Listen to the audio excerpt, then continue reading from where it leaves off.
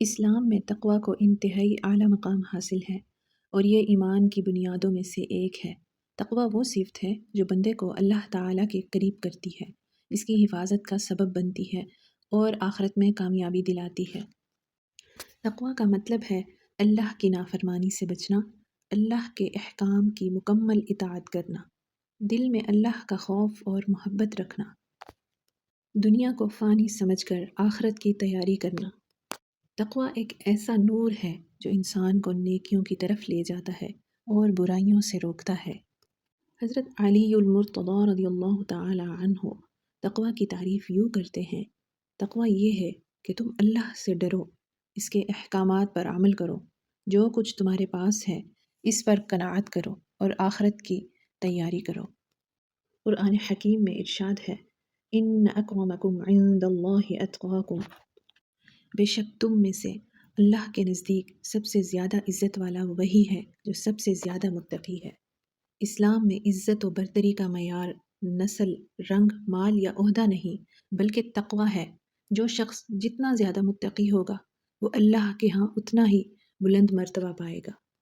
ارشاد ہے: ھدی للمتقین، یہ قرآن ہدایت ہے متقی لوگوں کے لیے۔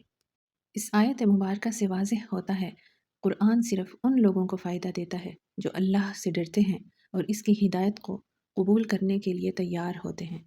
قرآن حکیم میں ارشاد ہے: وَمَن يَتَّقِ اللَّهَ يَجْعَل لَّهُ مَخْرَجًا وَيَرْزُقْهُ مِنْ حَيْثُ لَا يَحْتَسِبُ، جو کوئی اللہ سے ڈرتا ہے اللہ اس کے لیے مشکل سے نکلنے کا راستہ بنا دیتا ہے اور اسے وہاں سے رزق دیتا ہے جہاں سے اسے گمان بھی نہیں ہوتا۔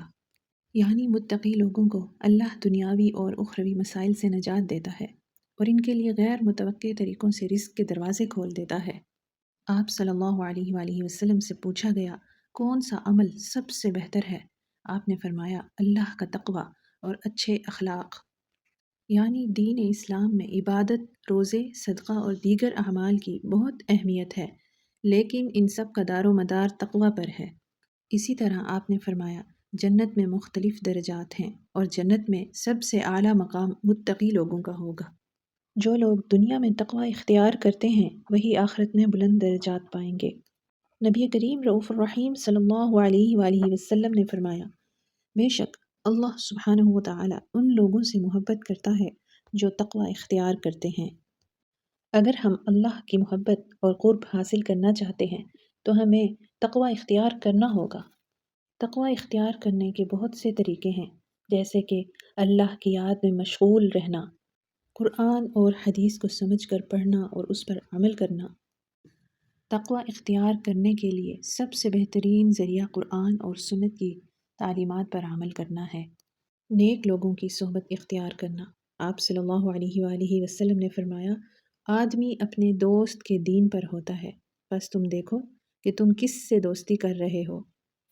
حرام کمائی اور حرام کھانے سے تقوی ختم ہو جاتا ہے۔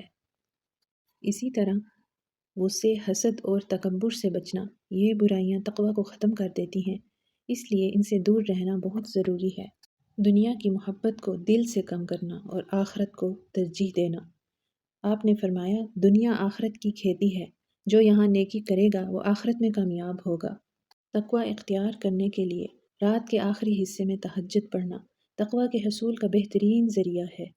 ان اللہ مع الذین اتقوا والذین هم محسنون، بے شک اللہ پرہیزگاروں اور نیک کاروں کے ساتھ ہے۔